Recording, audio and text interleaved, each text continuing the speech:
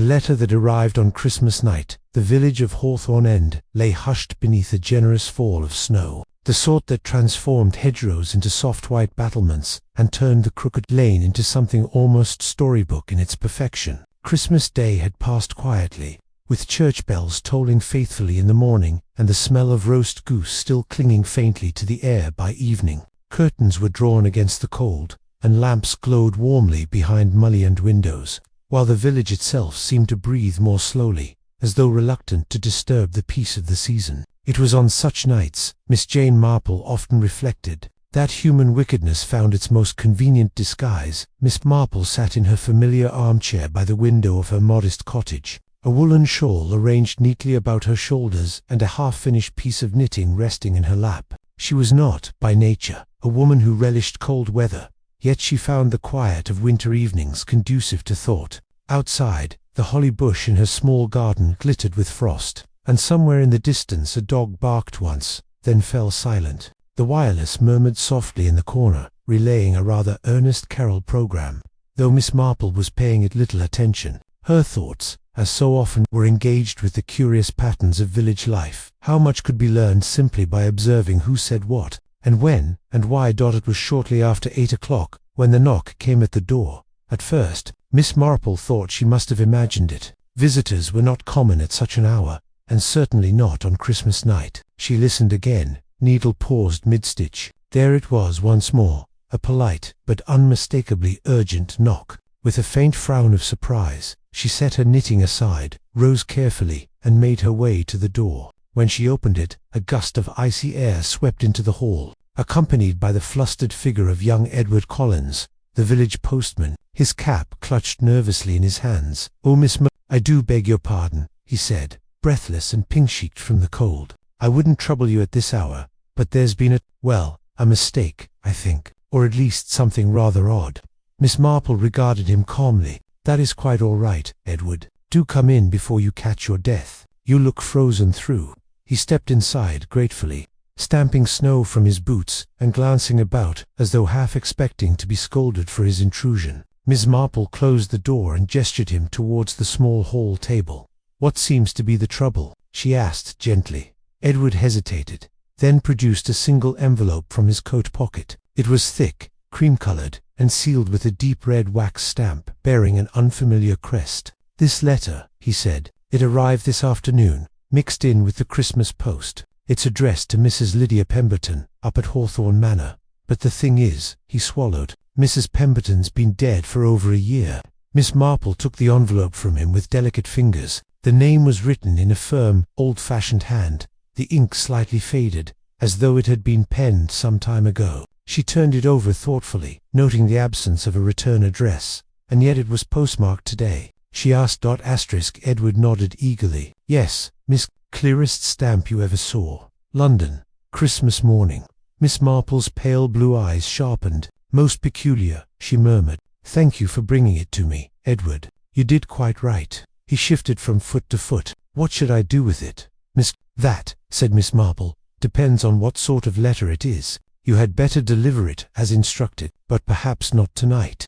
Edward looked relieved. After a few more apologies, he departed into the snow, leaving behind an atmosphere of quiet unease. Miss Marple stood for a moment in the hall, the letter resting lightly in her hand. She did not open it. She never would, but she could not deny the small chill that crept up her spine. Letters, she knew, had a way of carrying trouble with them, particularly when they arrived too late. Hawthorne Manor stood at the edge of the village, a solid Georgian house of mellow brick and high dignified windows, its drive lined with bare-limbed trees that creaked softly in the winter wind. Once it had been the centre of village life, especially under the formidable reign of Mrs. Lydia Pemberton, a woman remembered with equal measures of respect and resentment. She had been wealthy, sharp-tongued, and possessed of an unerring talent for involving herself in other people's affairs. Her sudden death the previous winter, officially attributed to a stroke, had occasioned much whispered speculation, though nothing had ever been proved.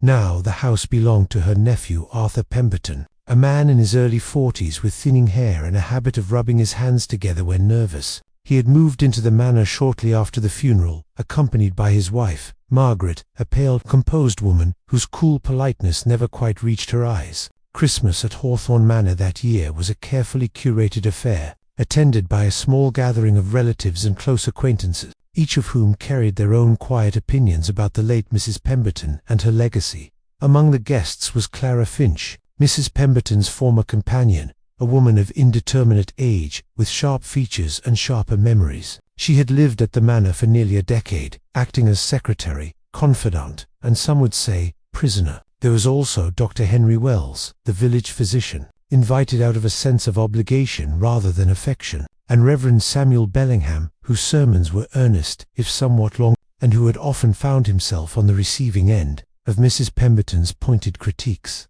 Dinner on Christmas night was a subdued affair. Snow pressed close against the windows, and conversation revolved cautiously around safe topics: the weather, rationing still lingering in memory, and the quality of the pudding. Arthur Pemberton presided at the head of the table with strained cheerfulness, while Margaret sipped her wine and listened more than she spoke. Clara Finch, seated slightly apart, watched the others with an expression that suggested she was keeping score. It was shortly after the final course had been cleared that the bell rang.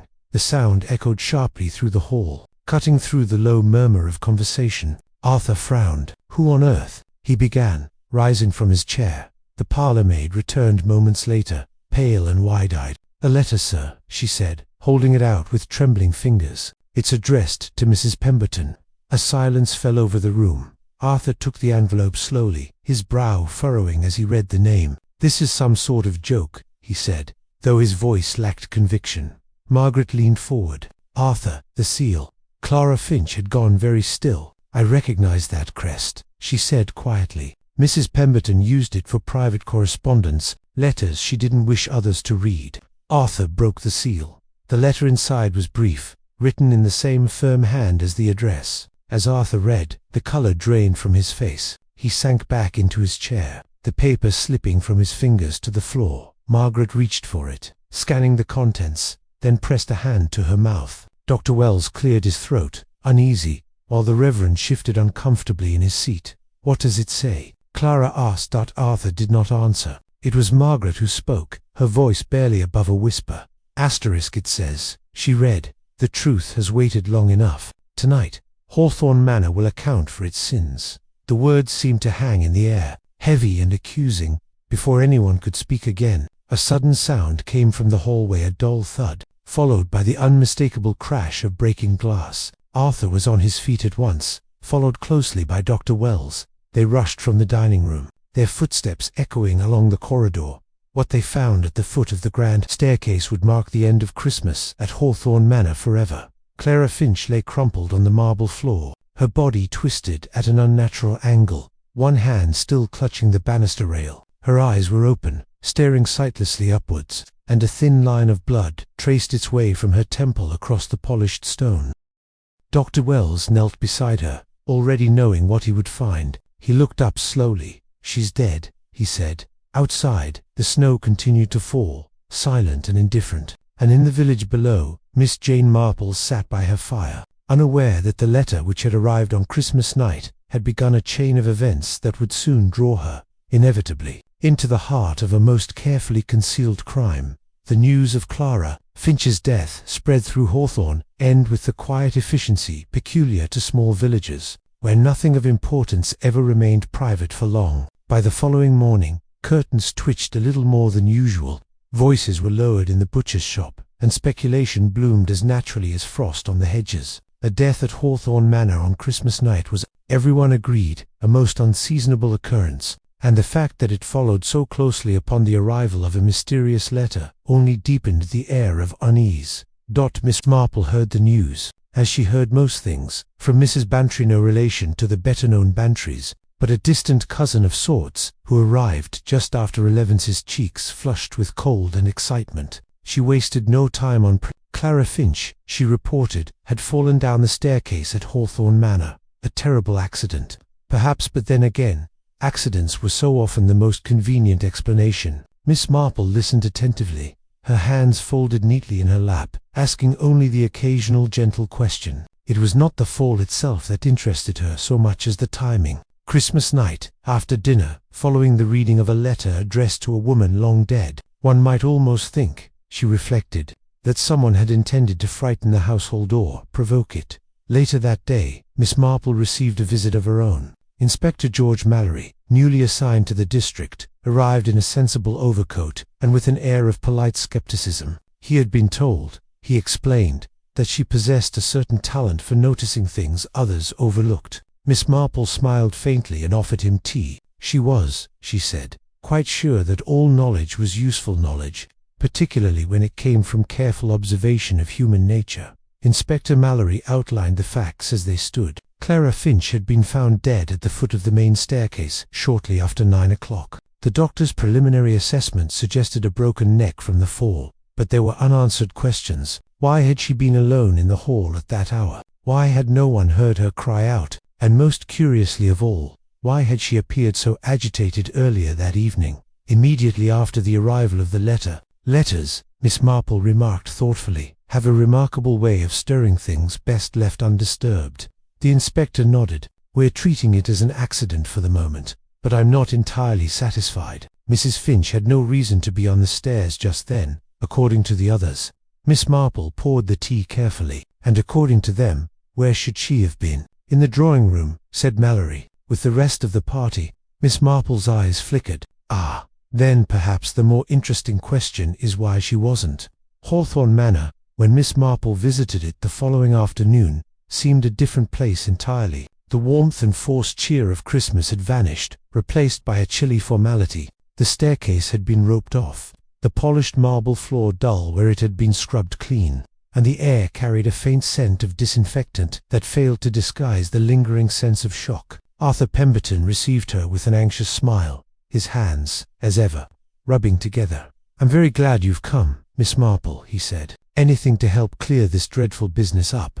Margaret Pemberton joined them shortly after, impeccably dressed in morning black, despite the indecent haste of it. Her manner was calm, but Miss Marple noted the tightness about her mouth, the faint shadow beneath her eyes. Grief, certainly, but also strain.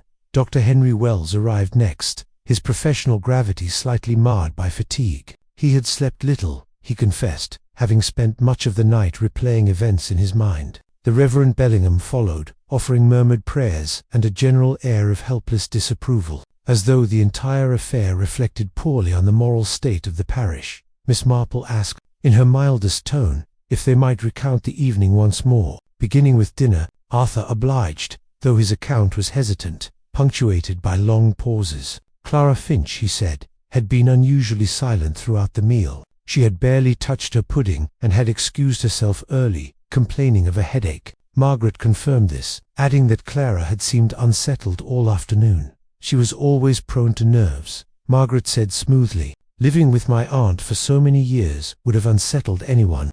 Miss Marple nodded sympathetically. Yes, indeed. Long associations can be most taxing.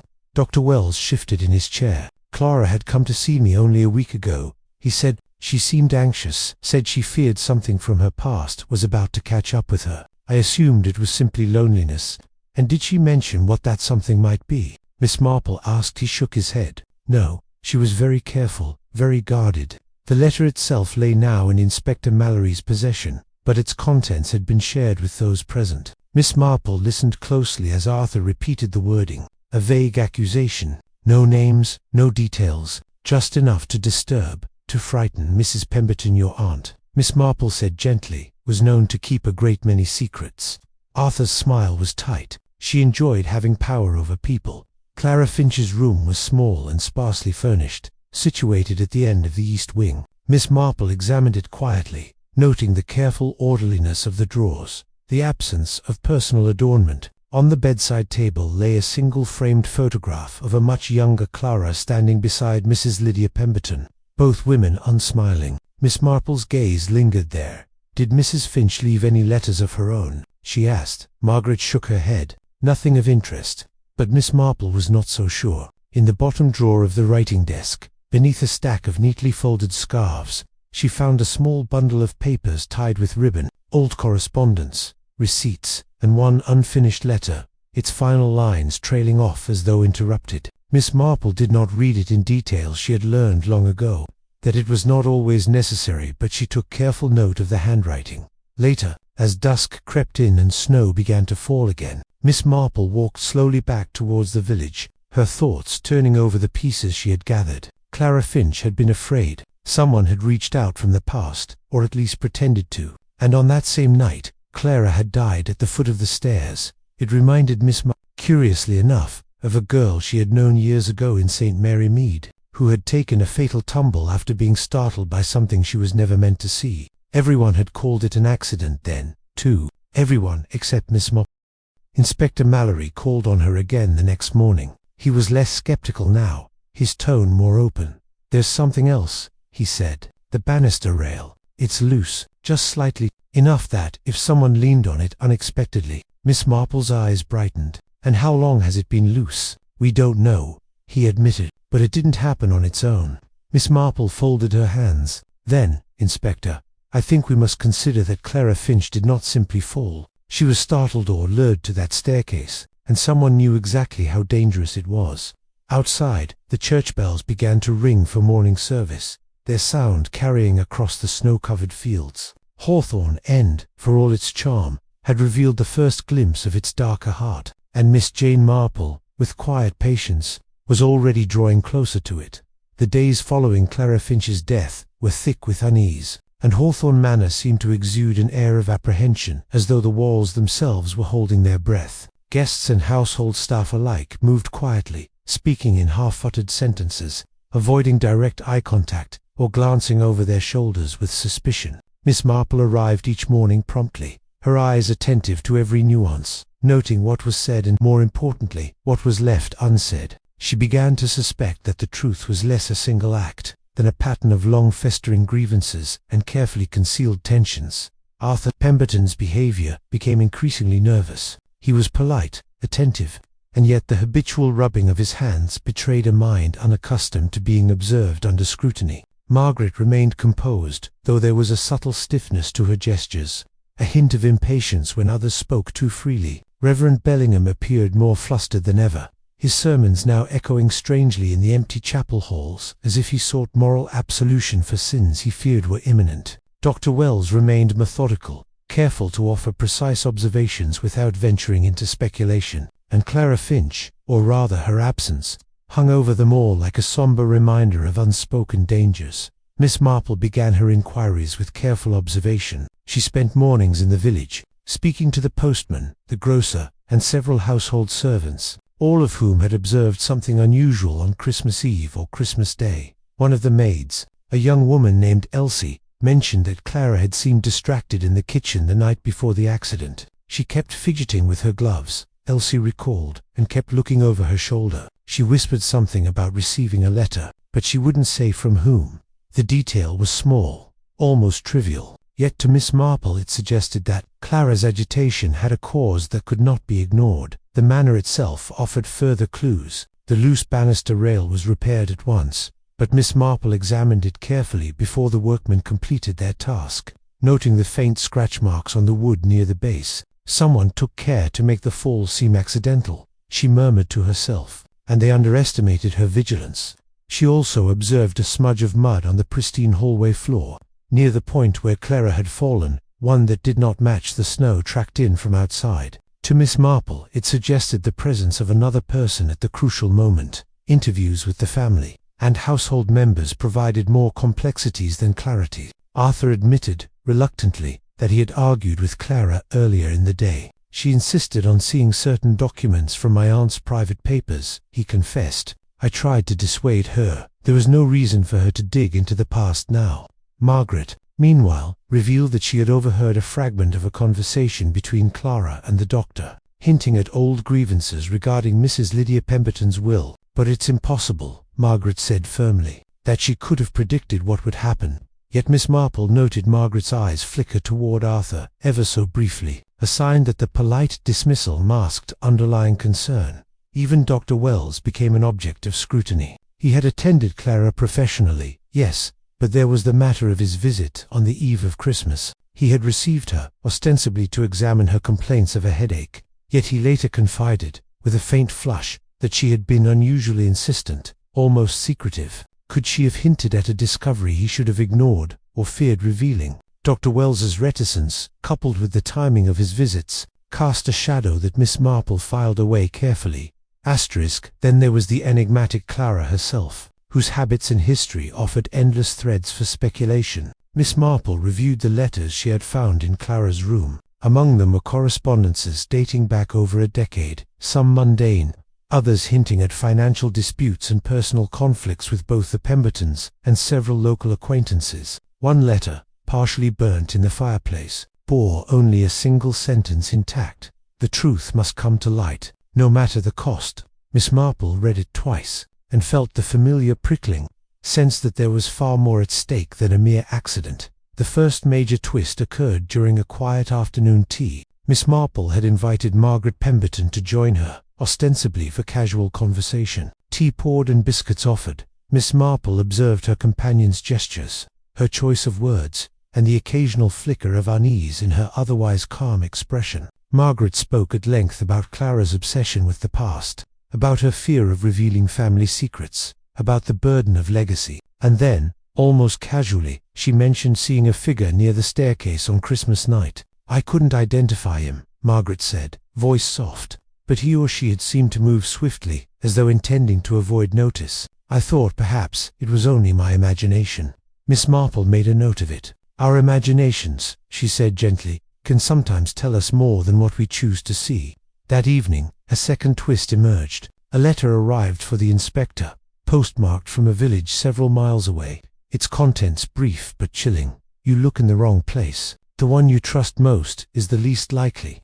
The anonymous note sent a ripple through the manor. Arthur looked genuinely alarmed. Margaret paled imperceptibly, and Dr. Wells's calm exterior wavered for the first time. Miss Marple, however, merely tapped her fingers against her cup. Such letters, she knew, were intended to mislead, to force suspicion onto convenient targets. But sometimes they revealed more through what they concealed than what they declared. Suspicion shifted again when Elsie, the maid, recalled seeing Reverend Bellingham near the stairs earlier that evening. "He wasn't there for prayer or to fetch anything," she insisted. "He came down quickly, looked as if he had forgotten something. I thought nothing of it at the time." Miss Marple filed this observation alongside Margaret's earlier remark, noting the movement of multiple figures near the site of Clara's fall. Each account, innocent in isolation, painted a confusing web when combined. As the days wore on, Miss Marple began to notice subtle tensions in the household that suggested motives and opportunities that were far from coincidental. Arthur, though anxious, stood to inherit a significant portion of Mrs. Pemberton's estate. Margaret's composure seemed almost too perfect, hinting at secrets she was determined to protect. Dr. Wells's presence on Christmas Eve might have been benign, or it might have been calculated. Reverend Bellingham's apparent moral scruples could easily mask an intention to cover or conceal. Even the servants, usually overlooked, had glances and gestures that suggested they knew more than they were admitting. But Miss Marple found herself particularly intrigued by the intersection of fear and greed. Each character possessed a reason to manipulate, to mislead, or to act in self-interest, yet none displayed overt hostility. There were smiles, polite refusals, gentle protestations, but beneath them ran currents of ambition, anxiety, and hidden knowledge. And it was in these quiet undercurrents that Miss Marple felt the shape of the crime might be discerned. Then came the most confounding red herring of all. During a routine walk near the village edge, Miss Marple encountered a stranger she had not seen before, a tall man with a military bearing, who introduced himself simply as Mr. Langford. He claimed to have been a friend of Mrs. Lydia Pemberton in earlier years, and that he had recently returned from overseas. He inquired delicately about the events at Hawthorne Manor, and expressed concern for the family. Miss Marple, attentive as ever, sensed an oddity in his phrasing and posture. His presence coincided with the arrival of the threatening letter, yet he offered no explanation for the timing. Was he a genuine acquaintance, or had he slipped into the manor to observe, to interfere, or perhaps to mislead? That night, she reflected on the complexities she had observed. Every clue seemed to point in multiple directions: the loose banister, the footprints, the letters, the anonymous threats, the sightings near the staircase. Each suspect had motive, opportunity, and a carefully constructed veneer of innocence. And yet, in the quiet of her own thoughts, Miss Marple began to perceive a pattern, not one of overt aggression, but of human weakness and expectation, the way fear could drive someone to act without thought. or the way guilt could be disguised as shock. Her instincts told her that Clara Finch's death, though appearing accidental, had been facilitated, almost engineered, to disguise the underlying tension. Whoever had orchestrated it had assumed that the household would accept the surface explanation, and therein lay the subtle genius of the act. It was designed to look accidental, yet it bore the faintest signature of deliberate interference, a mark that only a careful observer would notice. Miss Marple knew she would need to draw out that signature, to observe the ordinary behavior of extraordinary people, and to watch for the smallest slips, the telltale gestures, the moments of hesitation, the micro-reveals that truth so often leaves behind. As snow continued to fall, blanketing the village in its serene, deceptive stillness, Miss Marple made her plans. She would need to examine the family and household carefully, to revisit the scenes of conversation and movement, to test each recollection against the others. A single thread, pulled in the right way, would unravel the entire tapestry, and she had learned long ago that, in matters of the human heart and its follies, the smallest details, the ones that everyone else dismissed, were often the key to understanding. And so, as twilight fell over Hawthorne End, Miss Marple set herself quietly to the task of observation. She had her suspects, she had her clues, and she had her intuition. What she had yet to uncover was the precise moment at which fear had become fatal, and who had, quite deliberately, guided Clara Finch to her tragic end. For every household, even the most genteel, contained secrets that waited patiently for the right observer to untangle them, and Miss Marple had already begun to see the faint outlines of the truth hidden in shadow. The days following the initial shock at Hawthorne Manor were unusually quiet, a deceptive calm that only heightened Miss Marple's awareness of the undercurrents she had already begun to trace. Snow continued to coat the village in a uniform, muffled white, lending the lanes a deceptive serenity. From her cottage window, she observed the small movements of villagers as they carried on with their lives, delivering milk, shopping for provisions, or slipping hurriedly to church for daily prayers. To the casual eye, everything seemed orderly and predictable, but Miss Marple knew, as she always did, that appearances were not to be trusted. Human nature, she reflected, had a habit of showing its true colors in the smallest, most mundane gestures, and Hawthorne Manor, she was certain, concealed more than it revealed. She began by reviewing her notes in meticulous detail. The letters Clara Finch had kept, the odd remarks of Margaret and Arthur, the ambiguous presence of Dr. Wells and Reverend Bellingham all formed pieces of a puzzle that demanded careful arrangement. The question was no longer whether Clara's fall had been accidental. The question, which Miss Marple now felt with increasing certainty, was how it had been facilitated, and by whom. The first breakthrough came during a quiet afternoon visit to the manor. Miss Marple had requested a second inspection of the staircase, ostensibly to understand the mechanics of the fall. Arthur Pemberton, though courteous, could not conceal his irritation. "I do hope we are not going over old ground, Miss Marple," he said, frowning. "Surely the inspector has everything he needs." "Ah," Miss Marple replied lightly, "but the inspector relies upon evidence. I rely upon observation, and sometimes the smallest details are only visible to the eye that watches for them." She ran her hand along the banister, noting a faint scratch, barely visible to the untrained eye, and traced a thin line of discoloration on the polished wood. "Someone," she murmured, "leaned heavily here, not after the accident, but before it." She glanced up at Arthur. "Do you recall if anyone leaned upon the railing during the evening?" Arthur hesitated. I cannot say. People moved about the hall, as one does at parties, but nothing unusual, I think." Miss Marple's gaze was calm, yet penetrating. "Sometimes," she said softly, "people forget the movements that serve them best, if they are acting in haste." Later, Miss Marple requested to see the bundle of correspondence once more. She carefully examined the letters, noting subtle inconsistencies in the handwriting, the way some signatures tilted more than others, and the slight hesitations that indicated forgery. One envelope in particular caught her attention, postmarked London, identical in wax seal to the mysterious letter that had arrived on Christmas night. The paper was thicker, and the script slightly tremulous, as though someone unfamiliar with the hand had tried to mimic it. "Someone," she murmured to herself, "once it believed that the past is speaking, but it is only the present that manipulates it."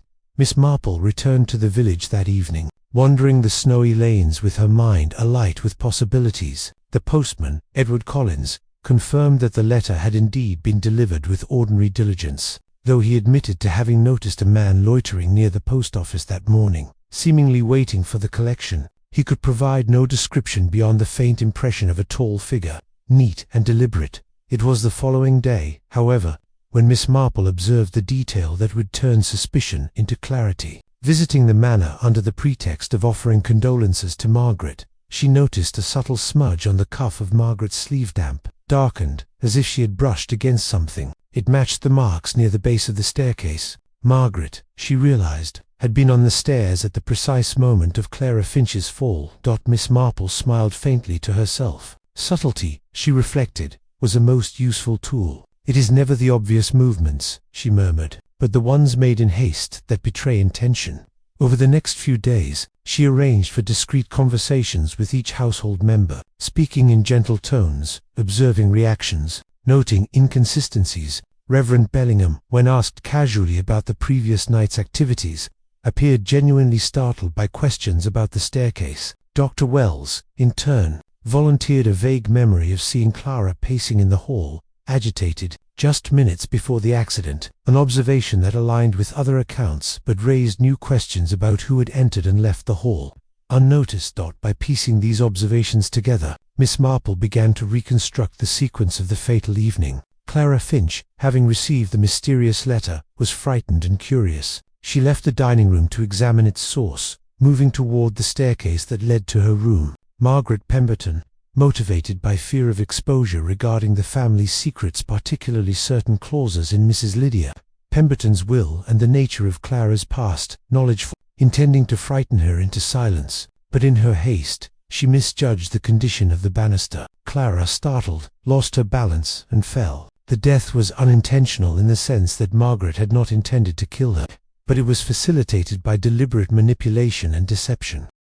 Miss Marple's understanding deepened when she re-examined the letters. The letter that had arrived on Christmas night was carefully forged, designed to resemble Mrs. Pemberton's hand and to play upon Clara's fears. It was meant to lure her into the hall, to provoke a reaction, to ensure that her agitation would lead to a vulnerable moment. The anonymous note sent to Inspector Mallory, meant to redirect suspicion, was another layer of obfuscation, calculated to divert attention from the true instigator. The subtle genius of the crime lay in the human instincts it exploited. Fear, curiosity, and the desire to protect one's reputation had combined to produce a moment of fatal consequence. Margaret Pemberton's carefully maintained composure concealed her panic and the small, telling mistakes that revealed her presence near the staircase. Arthur's nervous hand-rubbing, Dr. Wells's evasions, and even Reverend Bellingham's discomfiture were consequences of the same tension, each reflecting an awareness of secrets that needed to be protected. Miss Marple's insight, however, did not rely solely upon observation. She understood the interplay of human nature, the predictable ways in which guilt, fear, and ambition manifest in subtle gestures. The tiny smudge on Margaret's sleeve, the slight tremor in her voice when discussing Clara, the hesitations in her account of her movements, all were pieces of evidence in themselves. It was a matter of assembling them into a coherent picture.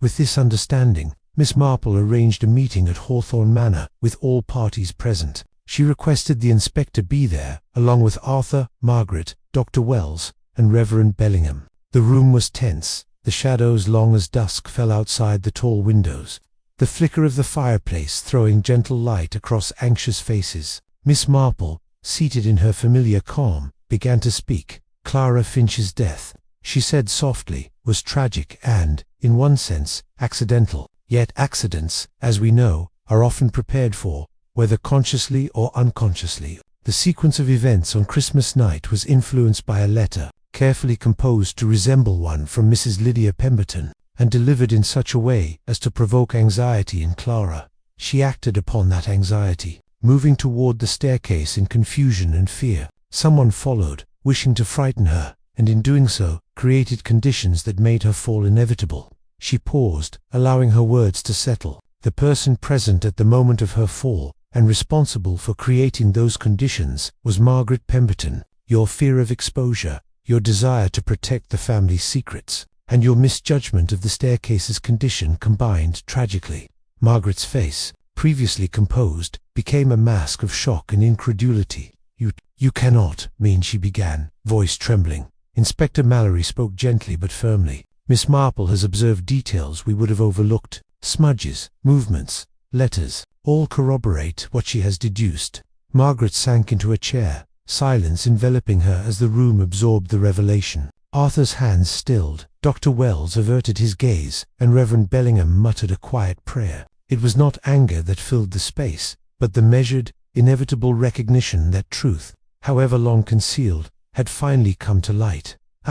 Miss Marple concluded, with a gentle reflection. "Hawthorne Manor has carried many secrets over the years, but some, as we see, are best approached with care. Fear, even when intended to protect, can be dangerous. And yet, it is precisely because of such human nature that we can understand the events that have transpired. Observation, patience, and awareness of subtle cues reveal what is otherwise invisible." The revelation brought relief, even as it carried sorrow. Clara Finch's death was no longer a puzzle unsolved. It was understood in human terms, shaped by weakness, fear, and the inevitable consequences of concealed truths. Margaret, faced with her actions, accepted responsibility, while the others, though shaken, expressed quiet gratitude for Miss Marple's careful discernment. Outside, the snow continued to fall, blanketing the village in its deceptive serenity, a reminder that life carried on even after tragedy, and within the walls of Hawthorne Manor. Returned gradually, tempered by the understanding that the shadows which had concealed danger could, under careful observation, be illuminated. Miss Jane Marple.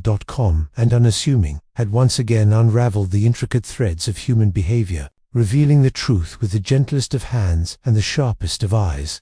The weeks following the revelation at Hawthorne Manor were marked by a quiet restoration of order, though the memory of Clara Finch's death lingered in the corners of rooms and the hearts of those who had known her. Margaret Pemberton, having acknowledged her role in the tragic accident, spent her days in reflection and atonement, attempting to reconcile her fear and misjudgment with the reality of the consequences. Arthur, though distressed by the events, supported her with gentle firmness, recognizing that human error, even when tragic, could be met with understanding if faced honestly. Miss Marple, meanwhile, returned to her cottage in St. Mary Mead, carrying with her the serene satisfaction that comes from having observed, deduced, and untangled a web of human frailty. Yet, even as she settled back into her habitual routines, her knitting, the quiet perusal of letters, and her walks through snow-laden lanes, she remained attentive to the subtle ways in which life in a small village concealed its truths beneath the mundane. Observation, she reflected, was a skill honed by patience, curiosity, and a willingness to notice the little things that others dismissed. At Hawthorne Manor, life resumed its rhythms. The household staff, previously tense and anxious, moved with more confidence, reassured by the knowledge that the circumstances surrounding Clara Finch's fall were understood. The maids and footmen, who had watched and whispered among themselves for days, now spoke of Miss Marple with quiet admiration, noting how her calm intelligence had lifted a heavy burden from the family and the home. The villagers, too, felt the subtle easing of tension, though they continued to cast occasional glances toward the manor, aware that the shadow of a recent tragedy would linger for some time. The winter continued, and Christmas gave way to the soft, silver light of early January. Miss Marple, as ever, found herself reflecting on the curious patterns of human behavior that her investigations had illuminated. She thought, in particular, of the ways in which fear, even when grounded in love or protection, could lead to catastrophic consequences. Margaret Pemberton's actions, though unintended in their fatal outcome, had been motivated by the instinct to shield family secrets and prevent scandal, a motive understandable in its human context, yet tragically misapplied. One afternoon, Miss Marple received a letter from Arthur Pemberton, expressing his gratitude. It was written with an economy of words that nonetheless conveyed sincere relief and respect. He wrote that Margaret was resting, slowly regaining her equilibrium, and that the household had returned to a state of calm, though tempered by memory. He invited Miss Marple to visit the manor again, not as an investigator but as a friend. She accepted, appreciating both the gesture and the opportunity to witness the quiet restoration of order she had helped bring about. During that visit, the manor seemed transformed, not by any dramatic change, but by the subtle shift in the atmosphere. The tension that had once clung to the walls like frost had dissipated. Arthur and Margaret moved with an ease that suggested reconciliation, while the remaining staff carried out their duties with renewed confidence. The fireplace, long dormant in the shadow of tragedy, now glowed warmly, reflecting the calm return of domestic life. Even Reverend Bellingham, ordinarily austere and measured, relaxed in conversation, speaking of lessons learned and the quiet dignity of facing difficult truths.